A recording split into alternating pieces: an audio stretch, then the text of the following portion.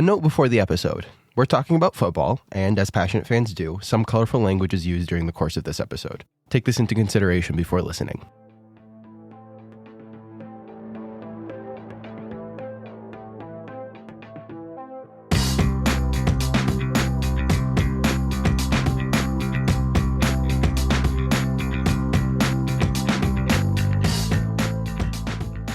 Love Where You Live is brought to you by Live Love Local Michigan, the online and print magazine celebrating Michigan through amazing adventures, stunning photography, high-profile content, and more. Subscribe to our monthly print magazine for exclusive content you won't find on our free online magazine. With your subscription, you also receive automatic entry into our monthly subscriber Spend Local Michigan and surprise pop-up giveaways with prizes so magical, you'll think you found a pot of gold at the end of a Michigan rainbow. Subscribe online at livelovelocalmi.com.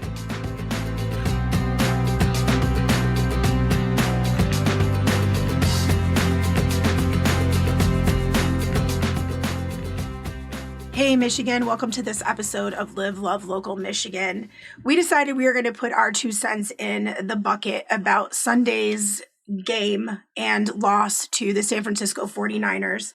We have a lot of armchair coaches out there in the social media world who are calling and blaming bad coaching for Sunday's loss to the 49ers, which couldn't be further from the truth, at least in our opinion. And Tara and I have been discussing it pretty in depth over the past couple of days, and we have a different take on it, and we want to share that take with everyone else. First off, I want to say I have been a Lions fan consciously for 43 years, and through 0-16 and through decades of seasons like it, the most exciting time prior to this season was when Barry Sanders was playing for the Lions in the 90s, and I consciously remember it. Met him when they were training at Saginaw Valley State University. I took my little brother out there to meet him back in the 90s, and super nice, sweet guy. Always been a huge Barry Sanders fan and have always loved the Lions. I have never had an exciting season as I have had this year. It has been absolutely electric. And we're going to talk about the culture that we see Dan Campbell, Brad Holmes, Chris Spielman, Sheila Ford Hamp have built in Detroit, the conversation that's going around about that and our take on that, as well as our take on why we think the call on Sunday to go for the 4th down and not the field goal was not what lost us the damn game. So, what was the field goal? What were we at that? Where was our position on the field at that point? It was, I think it would have been like a 48-yard field goal or something. So he was within a 77% range then, Badgley was. At that point, beyond 49, he drops significantly down to 38.5. But he also missed 2 extra points this season as well, like 2 easy kicks. San Fran was an outside stadium, and when was the last? I don't think he played outside since we've had him, because I think we got him the first Vikings game. So yeah, that's kind of what gets lost in all of this conversation is Badgley is like in his 6th game as a kicker for us. So apart from last year when he was a kicker for us as well, but I didn't watch that season, so I don't really have, great experience with him. But at least this season as a Lion, I mean, he's not been this reliable leg that can get you 3 points from anywhere past the 50-yard mark. So, and Josh Reynolds, on the other hand, has been a reliable set of hands that will get you that 4th down no matter how long the fucking down is. I mean, that's really what. And our conversion rate for 4th down tries this season is 52.5%. So the odds were in our favor. The odds were in our favor. And I mean, he trusted his guys both times. And based on how we were playing in that first half, I mean, I think he should have gone for it more. I think he should have that field goal we kicked before the half when we were on the goal line, like what was it, 4th and 3 from the goal line? Yeah. We should have gone for it on that touch and gotten that touchdown. I think, that would have helped us more than the field goal. And I think that was kind of him trying to make up for it in the second half, trying to wrestle the momentum back because, I mean, that's not what lost us. The coaching, we can talk about the 4th downs and Dan Campbell and his big fat cancer balls all day long, but what lost that game was playoff inexperience, fundamentally. Yeah, well, I think where it started was the absolute fluke of the ball, which was an incomplete pass thrown by Purdy that was almost an interception by Vildor that actually bounced off of the visor of his helmet and went into the hands of San Francisco when they landed on the 4th yard line that resulted in a touchdown. That play is what turned this game around. We're strong enough to come back because that was off of the 4th down incompletion. That was off of the first one from Reynolds. It was a complete fluke, though. That is something that is never going to happen again in the history of football.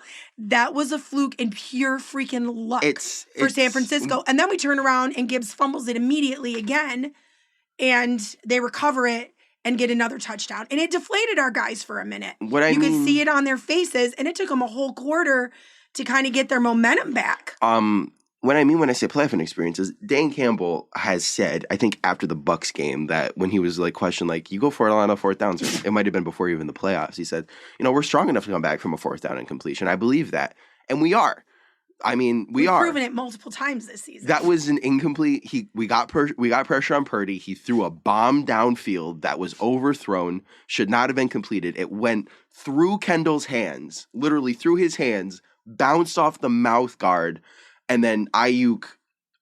I've seen some angry Lions fans saying there was no luck about that. That Ayuk just made that catch, and we got to be able to come back from that, which is true. But I mean, he didn't make that catch. How many first year guys are on our roster? We got Branch, Laporta, Gibbs, Campbell. How many second year guys? How many third year? Amon-Ra is only a 3rd-year wide receiver. A lot of people forget that. This is his first time even playing in the playoffs, and he's a fucking monster. But I mean, this is the NFC Championship game for basically a team of rookies. I mean, we're the 3rd youngest team in the NFL.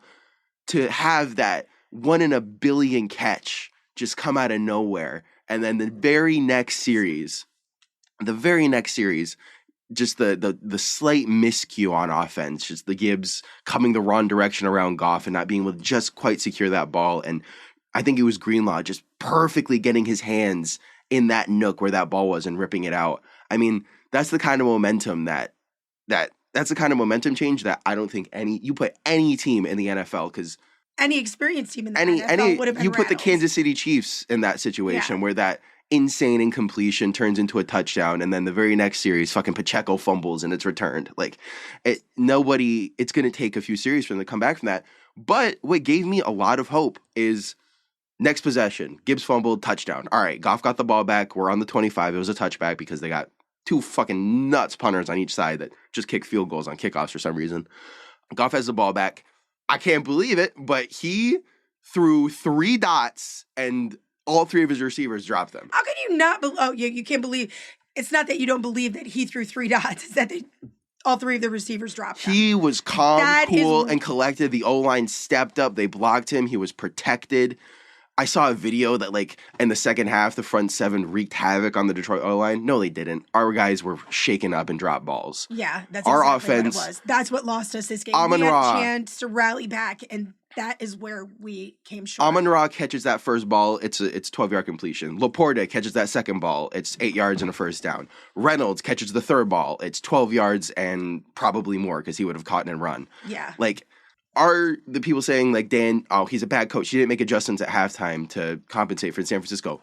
We were beating the fuck out of San Francisco, and the play calling would have beaten the fuck out of San Francisco if Reynolds, if Ra, if Laporta just would have came down with those balls. I mean, it's rough. I mean, it's like, it feels, I understand the pain. Like, Lions fans, some of the media creators I was watching, like, it was heartbreaking. They were angry, and they wanted someone to blame. They were like, they wanted somebody to blame. They're like, we should have taken the 3 points. I mean, yeah, in hindsight, that's very easy to say, and to lose in such a way where you were dominating the game, and that getting so profoundly unlucky in such a short period of time, like a 17-point lead vanishes. Suddenly, the enemy team has all the momentum. The crowd is going absolutely wild.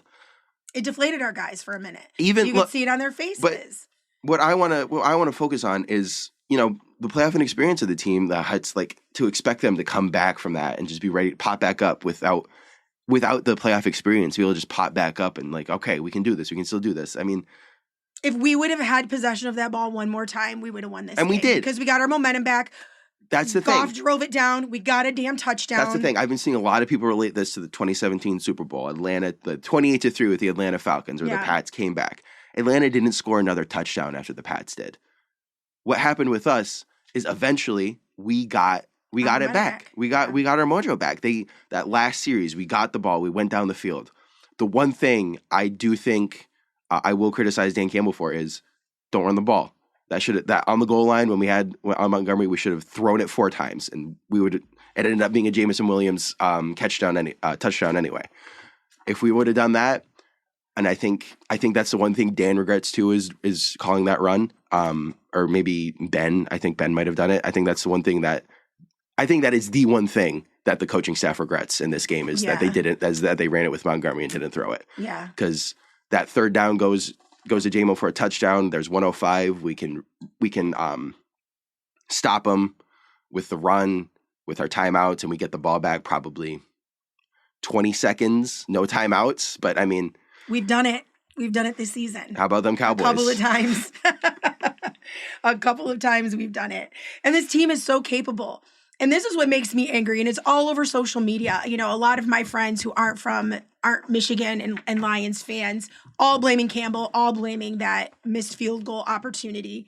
No, absolutely not. Not what lost us this game. It could have been inconsequential, but because of the plays afterwards, because of the drop balls afterwards, the missed catches, everybody's looking to that and blaming that. And it's what Goff said. It's what Goff said. It's what he said. And this is what I love and respect about him. When he was on the Rams, when the Saints didn't get that PI call that would have won them the game. I mean, that game went to overtime. And Goff said when he was on the other end of this kind of luck, like, Saints had a chance to win this game. We went to overtime. They could have scored a touchdown and they didn't. So I'm not going to sit here and say that PI won them the game. I mean, you sit there and you think, well, that's easy for you to say, Goff. You won that game. You were on the receiving end of a very good call. A lot of luck. And then when he comes here, you know, he gets cast away here. We go to the Cowboys as like massive underdogs, and we win. Beat them. We beat them in their own house. That damn game was snatched from us. We won that game. And then Goff knows what it's like to be on the other side of some horrendous calls and terrible luck. He said the same thing. You know, we had two more tries of that 2-point conversion, and I just underthrew the ball. And then we came here. We come out barnstorming like that, and then we fall apart in the second half. He's like, yeah, I mean, we had multiple opportunities to win that game on offense. I could have thrown better balls. We could have executed better. I'm not going to sit here and criticize my guys, but because they played their hearts out. But luck didn't lose us that game. We did. Yeah. It was ours to lose. And it was ours to win, and it was ours to lose, and we lost it. Respect to the man. He didn't change his tune about a single thing. Nope. And that's what I love about Dan Campbell, and I love the culture that's being built. And this is where the naysayers, you know, being a Lions fan for 43 years and going through the seasons that we have, constantly criticized. They're just constantly bashed, and they're even constantly bashed by Lions fans. And I am so over. But that's the thing. I know, but I'm so over some of these, you know, old timers in my generation who, same old Lions, same old Lions. Apparently you haven't been paying attention for 40 years. Nobody, apparently you haven't been paying attention for the past 3. To the culture that's being built, to the team that's being built, to the love and respect that is upholding this team. If these guys need to, y'all who are these armchair coaches and armchair quarterbacks and do nothing but whine whether the Lions win or lose, need to take a page out of Dan Campbell's book on how to be a man and on how to be a leader, on how to be a loser.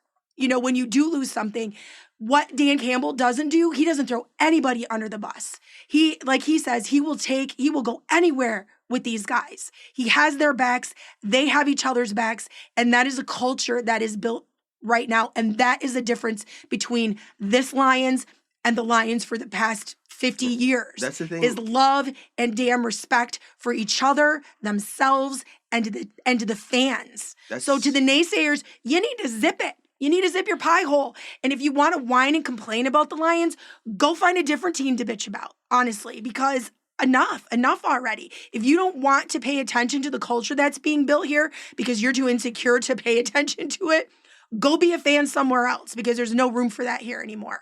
Done. Look to Dan Campbell on how to be a man and follow suit. Period. Yeah. Period. Yeah, and that's a really good point. I mean, like the Lions of the past were habitual losers. They had terrible cultures. I mean, We had you didn't watch Matt Patricia that much, the Matt Patricia Lions that much. I didn't. He was a son of a bitch. Like, he was like the most hard ass, break you down, make you feel so small and like shit. Like, there were like things coming out of the locker room. That does nothing but deflate people. Like, Darius There's no Slay, team culture there. Darius Slay, I forget if he's a safety or a corner. Like, I think he was drafted by us, and he like went on to be like an all-pro safety or an all-pro corner or something for the Eagles. Something we could very much use right now. Yeah. Matt Patricia drove him away because he was just like a hard ass to him in the locker room. Like, he had friends with wide receivers, and he was like, stop sucking those wide receivers' dicks and shit. Like, what an asshole. Yeah. What a toxic ass. That is not how you build a team. And then like that's good to criticize. Like, that we were losers. The Detroit Lions were losers, and we had a terrible culture. We had great players and awful coaching. Yeah. We had Matt Stafford, first ballot Hall of Famer, play quarterback for us for 11 years. We had Calvin Megatron fucking Johnson, greatest wide receiver of all time, 9 years with Matthew Stafford throwing to him. Yeah. We had Barry Sanders and Herman Moore on the same team with, all right, a mid quarterback, but we had Barry Sanders and Herman Moore, and we went to the NFC Championship game and got blown out. I mean, that's a difference. We didn't get blown out this time. We fought him. Right. We fought him to the death. Right. But there's a team culture here that's never been a part of the Detroit Lions. I know, Wayne Fontes was a beloved coach during Barry Sanders' time. He doesn't compare to Dan Campbell, though. And that's kind of what I understand when people say, "Oh, this is the same old Lions," is because they think of those Lions because they're not paying attention. Because they're not Lions fans, right? And that's what I want to say with my point. Go to any Lions page right now. Not like Lions media, like actual Detroit Lions fans, the press conferences, the player press conferences, golf press conferences. Lots of love. There's only love in those comment sections. Yeah. There's only love for the team, respect. only love for what we've done, and that's what I think the mark of a true Lions fan is right now, because a lot of us were hurt. A lot of us said some stuff after the game because, to come within a play, probably a singular play of the Super Bowl for the first time in most of our lives. No, any of our lives, because we didn't even come within. We got blown out by the Redskins in 91. Yeah. To come within a play of the Super Bowl for the first time ever and to just watch it slip away like that to the fucking San Francisco 49ers. The antithesis of our team. And they did not outplay. The antithesis of our team. A team built on star power alone. Just like, let's bring the best guys we can, pay them $1 million and just try and go win in the Super Bowl and build no culture around it. Have no millions of dollars. Have no cohesion. Just play for paychecks and play for a trophy. Not play for the guy next to you. Not play to build something memorable. To build a legacy. You have to build something memorable. There is no team in the NFL that is like the Detroit Lions right now. And I think a lot of people are going to be, a lot of coaches, a lot of teams, unless you're Jerry Jones, of course, are going to be looking to the Detroit Lions, what Dan and Brad and Sheila and Chris are building within this organization. We were 3-13-1. And they're going to be paying attention. Yeah, we were 3-13-1 Dan Campbell's first year, 9-8 his second, 12-5, which I really say 14-3. I don't look at two of our losses as losses, especially she doesn't like the Dallas Cowboys. Let me tell you, she doesn't like overtime rules. She thinks she should have won the Seahawks. I think our overtime rules are shit. Each team should have a chance at the ball again for it to be fair. And if we would have had a chance at the ball again, we would have won that game. Hands down, no doubt about it. We won Dallas. Hands down, no doubt about it. Brad Allen snapped that win from us. I will forever be pissed off about that game for the rest of my life. We get to play the Cowboys at home. How about them Cowboys? We got to go play those. We got to go play them Cowboys in Jerry's World again next year. So that's I think that game proved who the Detroit Lions was, because the Cowboys were blowing everybody away by 40 points at home. We come in and we kick their ass. Really? We did. 21. And no one's going to tell me we didn't. But that is a culture that's being built in Detroit. And he brought love. He brought love and respect to this damn team and this organization. And we love it. Detroit fans, true Detroit fans, freaking love it. And here's where I want to kind of transition into talking about, the future of this team, because we made it to the NFC Championship game. And I think you go back and you look how this team played against the Baltimore Ravens the first time. I mean, 36-6, the score, the box score really tells the story of that whole game. Yeah. We grew so much from that game. That was 12 weeks ago. Yeah. Right? We grew so much. Look at how much time Goff had to throw the ball. Like the past 5 games, Our O-line. I really with a backup lineman. Yes, I really with Coyote Awasikwe on left guard. You can literally watch the games and you can see the growth of our O-line. Where Goff, like, he used to snatch that ball and have to get. I was always like, don't throw it. Let's just run it, because he had no time, 0 time, like a second to throw that ball for a completion. Now he's like, do. Because our O-line is freaking showing up. I will never forget that Rams game where they put Aaron Donald looking out there looking like a fucking 11th grade pass rusher. Like, we were just standing there looking at each other, and Donald had to like jump to try and bat the ball because he couldn't get any. There was Jonah Jackson and I think it was Panay on that side were just a fucking brick wall that he and I forget their other pass rusher's name, but he and their other pass rusher just couldn't get through. It was the most glorious thing I've ever seen in my life. But I mean, you look at the evolution of the team just within this season. We only won the Kansas City game because Kadarius Toney dropped that pass and it turned to a pick 6. Otherwise, we probably would have lost by a touchdown to the Chiefs. Just the heart and the grit and the fight that this team has. You're gonna yell at me for this. We shouldn't have even been in the NFC Championship this year. We got here. And I said this before the game. Yes, we should have. We deserved it and we earned it. I said this before the beginning of the game. I mean, like, this team was winning football games off the power of friendship alone. And that's a wonderful thing to see. But, I mean, look at what the power of friendship does. Look at the power of love and respect does. But look what bad corners lost the game. Well, football's hard. I know. Winning is hard. Yeah. And our guys fought hard all season. But they showed up and they are banged and they are bruised. The power of friendship with a very mid corner room and kind of a bad D-line, except Hutchinson and McNeil, can only get you so far. And it got us to the NFC Championship game. So we go through a draft. We go through a free agency with Brad Holmes finding guys. This team's not done being built. That's what I'm trying to say right now. Yeah. We go through a draft. We go through a free agency with Brad Holmes picking our guys. Dan Campbell, he was teared up on the Sunday night press conference. He was like, I want to keep this group of guys together. I wanted to do it with these guys, but, that's just not how football works. I kind of took that initially as, oh, no, we're going to lose Panay or we're going to lose fucking Ragnow or Laporta is going to go somewhere. But no, those guys aren't going anywhere. I genuinely think he's talking about Cam Sutton. He's talking about Will Harris. He's talking about Tracy Walker. Those guys, the guys that, it feels good to bring them with us. We love them. I mean, they were there for 3-13-1. They were there for 9-8. They got us this far. They were there for this NFC Championship game. But to really move forward, to be a contender for years to come, we need corners. We need guys. Yeah. And I feel so bad for Cam because he's the public enemy number 1 in Detroit right now. Yeah, him and Will Harris and those like kind of really mid D linemen. But. Respect our guys, people. There's no need and no reason to tear anybody down. This team is strong. No, nobody's perfect. None of us are out there playing our hearts out like that and getting banged up every week. We're not showing up. It's easy for us to sit on the sidelines and criticize. But remember that these guys are human beings, and they deserve our respect as well. They were part of this team, and no team is perfect. Everybody screws up every now and then. And this year really showed us where our holes are and what direction we need to go. And this culture is going to continue to build. And I've said this on our Facebook page, and I had some Brian dude come on, for years to come, huh? Yeah, Brian, for years to come, this team is going to be the team to beat because this team is going to continue to progress and continue to build, and they are there for each other.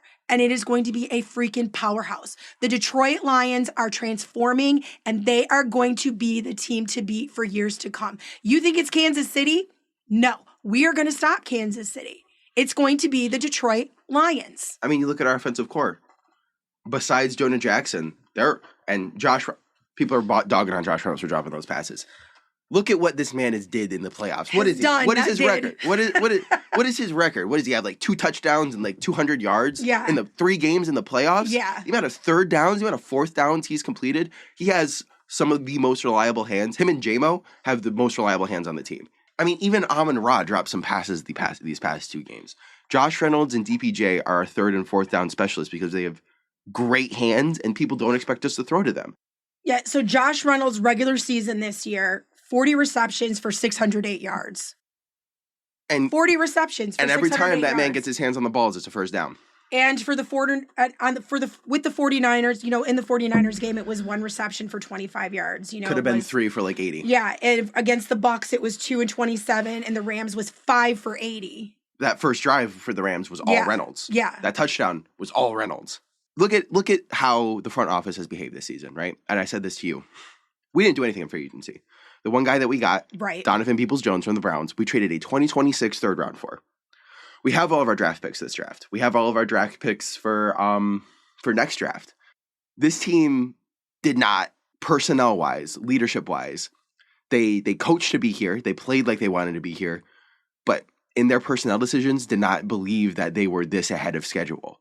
And I know a lot of people hate when they say ahead of schedule because, like, we made it to the NFC Championship game. Why not go to the Super Bowl? This might be the best chance we'll ever have. Well, I think the code there is that Dan Campbell himself said, my expectation was to play with the big boys this year, to play with the top teams, and this is where we're there. We're doing it.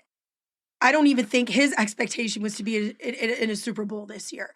The fact that we can be hurt about an NFC Championship choke? Right. The fact that the Detroit Lions can be sad and heartbroken over choking away the NFC Championship game is fucking insane to do when 3 years ago we were getting run over by the Carolina Panthers. Right. Like, what the fuck? Right.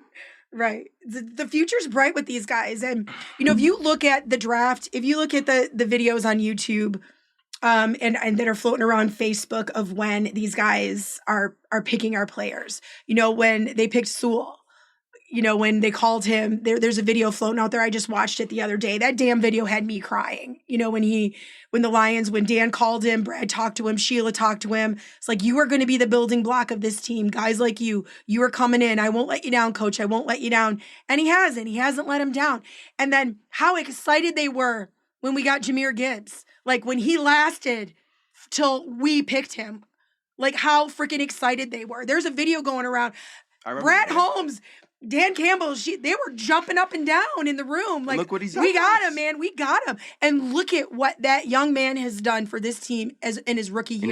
In his rookie year. Imagine his future. Imagine Laporta's future. Imagine next year. Amon-Ra is still young. And, like we talked about. We're going to pay him next year, but he's going to stay We should pay all of them. They're all staying. There's no player in their right mind who is for this type of culture and who really wants to be on a winning team where they're given a shit about, where they're cared about, where who they are as men is cared about, who they are as players in a team and family environment. No one's going to ask to leave the Lions. No one's going to be a Matthew Stafford. Please trade me. It's not happening. Our offensive core is sticking around. Yes. We're going to have to pay Amon-Ra next year, but we're gonna. He's going to get 25. He deserves it. He deserves it. He deserves it. He's going to get like 25 million. They all deserve it. And Jared Goff, can I just take a second to say Jared Goff is our freaking quarterback. Yeah. How he showed up in the playoffs and how he showed up on Sunday. He didn't skip a damn beat. He didn't skip a damn beat. He was electric. He was near freaking perfect. He threw dots to everybody. He didn't throw a pick. Yeah. He did not throw a pick this playoff run. He sure did not. He did not throw one interception. Nope, he sure didn't. How many fucking attempts did he had? He had like 40. Each game, he had like 40 pass attempts. Did not throw a single interception. There was one turnover-worthy play. He did try and give it away in the end zone last game to the Bucs. I remember that. And that was a drop. He should have had one. All right, I'll give him that. But he did not throw a single pick, even when the team melted down and everybody says, oh, when Goff plays from behind, when he's like pressured, when he's like under pressure, when he has something to prove, he plays bad. Where was it? Yeah. Where was it? Well, his receivers dropped balls in that second half. That's what it was. His completion rate for the 49ers was 61%. And I don't think that was on him. How many pass attempts? It doesn't say. It should say attempts and completions. No, it just says completion percentage here.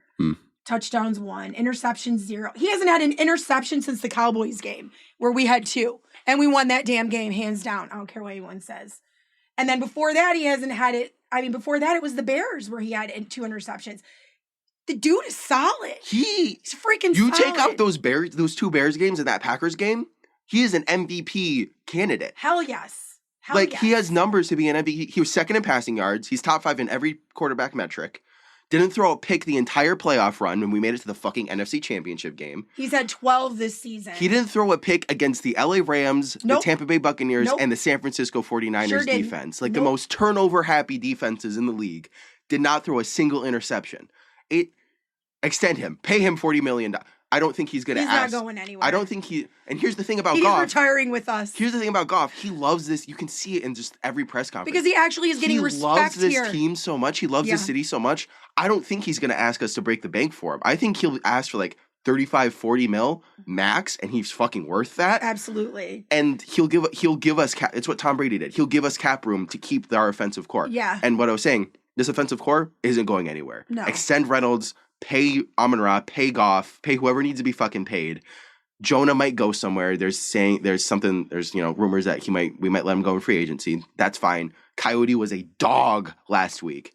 That guy, like, I thought he was going to get ran over by Bosa and whoever Bosa and Young. I thought he was going to get just fucking filleted. Goff was every pressure and sack Goff was going to take was going to come from him, but no, he was perfect as an interior guard. So we found a good guy in him. It's too bad that Sorsdal's fucking awful, but it's the offense. The offensive core is sticking around for next year. I don't know about Ben Johnson. I mean, he might go to the Washington Commanders, but I think that was really only if we were going to make the Super Bowl. I think now that we lost it and we have something to prove now, we have to get back. I think he might stick around, and if he does, pay him $30 million. I don't give a shit. Yeah. Make the tickets at Ford Field $8,000. Keep him around for one more season. We're the highest tickets in the freaking industry right now, so we can afford to pay. Hopefully that means that we're going to pay our coordinators. And on the defensive side of the ball, I truly believe when Dan Campbell got up on that podium and said, I want to do it with this group of guys, and he got teared up when he thinking about, but that's just not possible. I genuinely think he was talking about the defense because we're going to get rid of Cam. At the very least, he's going to CB3 position. Yeah. We're going to get rid of a lot of D linemen. We're going to get rid of some linebackers. We're going to get rid of our safety room is solid, but we're probably going to get rid of some D linemen, like I said. And I think those are the guys he's talking about, the ones that, don't really have the names and the star power and the raw talent, but just played their fucking hearts out and wanted it so bad. I don't think we need star power. We don't. We just need. I don't want a Lions team that's star power. I know. I don't want to turn us into what everybody else is in the NFL. But I freaking love some guys what we are right now. I am in love with this Lions guys team. With some more ability, and yeah. I loved what we did this year. I love what we did this year. Yeah. We nearly won the NFC Championship game with the power of friendship. Yep. And that's fucking nuts. And I tell you that all the damn time. And that's fucking nuts. Take note, United States of America. We probably would have won the Super Bowl if we had a cornerback. Like, what this team has done is crazy, and that's what kind of worries me about next season, and I think that's what Dan is anxious about. You see his press conferences. Nah. Look at how they're already talking. Look at what Hutch put out. Look at what these guys put out already. I know, but like watching Panay specifically, that kind of made me a little anxious because he just looked angry, and I kind of got the sense he was angry at the team and at Dan. I don't think he's angry at Dan. I think he may be angry at certain players, but I think everybody was, I was angry for a minute. The one thing I'm angry, and then I was heartbroken. Yeah, I know. Panay, I may be reading into that too much because Panay literally lost an NFC Championship game and they got cameras shoved in his face asking him how he felt. Yeah, that's the problem. They've got to do the media. Yeah. It's required. They can't say no. And you come after a loss like that, after you've had the season that you've had and you've got cameras in your face, you don't even have a second to process your damn emotions, and then they've got cameras in these guys' faces asking them truly ignorant, stupid questions. But this is the only thing I'm worried about is this I'm not worried about anything. This season didn't really come out of nowhere if you look at our progression. No, it didn't. But that's what I'm saying. The vibes did. We were despite, we really should have been here. Yeah, because let me talk. Maybe by our record and our progression, we should have been here. But like the idea that the Detroit Lions are in the playoffs and they're good and they went to the NFC Championship game, nobody really expected it. They're going to expect it next year. So it kind of gave us this severe underdog aura. Nobody believed in us. And, maybe losing in this way, that's going to come back. Like, oh, Lions, they're going to choke it away. Don't worry about it. It's going to be a walkover game. There are some people that are saying that. There are some people on social media, some asshole dudes. Well, now we're going to expect you as fans to show up next year. It's like, dude, who are you? But no, who are you? Get behind your guys. Stand by your team. It's just the media environment. Constructive feedback where it's needed, but keep the criticism at bay. Our Lions. And if you're not going to watch what Dan Campbell is doing as a coach and trust in him, then just shut your mouth. Flat out. The Lions play best, and I said this. That's why I wanted the Ravens. We play best when we're absolute underdogs. Like nobody. Look at that last drive again. Yeah, look at that last freaking drive again. When nobody believes in us, we get like fucking. And guess what's going to happen next year? The rest of the country is not going to believe in us. We went 12-5 and went to the NFC Championship. We choked it away. Look at how everybody's talking. I know, and let me get back to my point that I was finishing. I'm kind of worried that we won't be able to recapture like the underdog mentality in this next team because we still haven't made it. We still haven't made it, yeah. But I mean, I don't know. We're still being criticized like we've always been criticized. It's the belief in yourself. It might rattle them in the off season, but I don't know. That's the one thing. That is the one thing I'm worried about is that Dan for this mentality, this kind of culture might not survive a loss like that. Yes, it will. In the way that it was before, it won't be the same as it was before. That's what I'm kind of worried about. But I don't think so. I trust Dan. I trust Brad to get guys that believe in Dan's message in. But listen to the point that you made earlier in this podcast, where you said if you go on our fan pages, the love and respect for our team, from real, true Lions fans, the love and respect out there. This shit's not going to be lost. This is what we've been craving for my entire life. This is what Lions fans have been craving for always. And look at how everybody showed up. We're not going to drop them because they didn't go to the Super Bowl, because, we lost this game because we made a few errors to lose this game. San Francisco got more fucking lucky than I've ever seen. Than we screwed up. Than I've ever seen. They did not beat us. San Francisco did not beat us. We beat ourselves. And I think that falls back to what you said, a young team. They got hyped up. They got deflated in the third quarter, and it took them a minute to get that momentum back. And you could see it on their faces. Look at the progression of things. Look at what's being done. Look at the culture. When you have people lifting you up, you're going to come back bigger and stronger. When you're torn down, you're going to come back like shit. And we're not going to come back like shit. This team's not going anywhere. It's just going to keep getting better and better. I have full faith in that. I see it. So many people see it. So many Lions fans see it. It's not going. I have no worries. 0. 100% faith in Dan Campbell. He's our coach. Goff is our quarterback. Holmes is our manager. Sheila is our owner. Spielman in his role, getting this team together. It's a Lions legacy. Barry's involved. Barry's around always. It's freaking magical right now. And it's not going to die. I have 0 doubt. I think we're going to get to the 1 seed next season. It's a harder schedule. We're going to play the Niners. We're going to go back to the Niners. We're going to beat the fuck out of them. We beat everybody. We're going to go back to the Niners. Ravens. We're going to go back to the Niners. And Green Bay will beat Chicago. Well, we did. We did beat Green Bay. We beat the fuck out of them. Yeah, we split. We split that year. The teams we lost to, except the Seahawks, and we beat the Cowboys. I'll say that. Yep. Except the Seahawks and the Ravens, we split with. We lost to NFC North teams, which, I mean, the NFC North is going to be nuts next year. Jordan, that Packers team is scary. They are scary. That Vikings team with Kirk back is going to be scary. And whatever the fuck happens to the Bears in free agency and the draft is they got 2 first-round picks, 2 top of first-round picks. So they're going to be forces next year. Yeah. So it's going to be. So are we. So are we. This defense, Hutch, McNeil, Campbell really came into his own at the end. Anzalone, and our safety room. We have the best safety room in football. I mean, Kirby, the ACL taker. I'm not praising him causing injuries. Right. I'm not praising him causing injuries, but it's morbidly funny. All right, I'll say it's kind of morbidly funny. We got Kirby out there, fucking free safety tackler. We got CJ DJ, which he didn't do much at the end of this playoff run, but he's coming off of not playing forever. I mean, we got Houston, an outside linebacker, still yet to take snaps after that injury.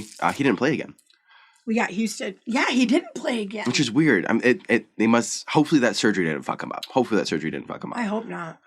We got McNeil and Hutch, like I said, best free safety room in football. We got Branch at slot corner, who's been immaculate slot corner.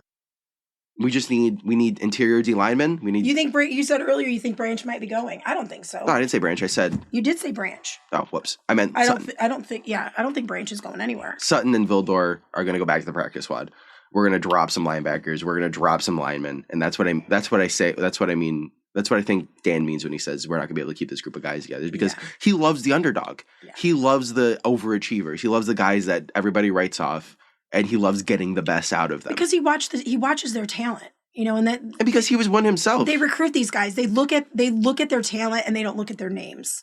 They look at who they are. They look at how they play. They look at how they show up.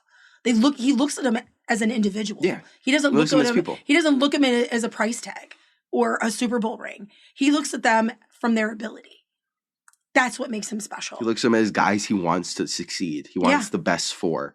And, I really wish we would have done it with this group of guys because it would have been beautiful to win a Super Bowl with It would have been amazing.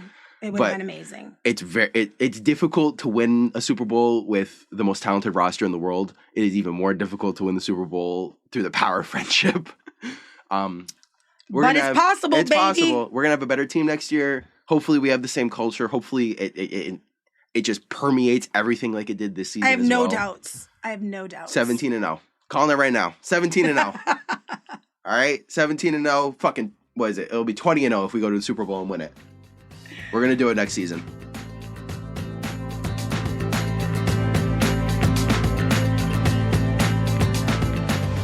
Love Where You Live is brought to you by Live, Love Local Michigan, the online and print magazine celebrating Michigan through amazing adventures, stunning photography, high-profile content, and more. Subscribe to our monthly print magazine for exclusive content you won't find on our free online magazine. With your subscription, you also receive automatic entry into our monthly subscriber Spend Local Michigan and surprise pop-up giveaways with prizes so magical, you'll think you found a pot of gold at the end of a Michigan rainbow. Subscribe online at livelovelocalmi.com.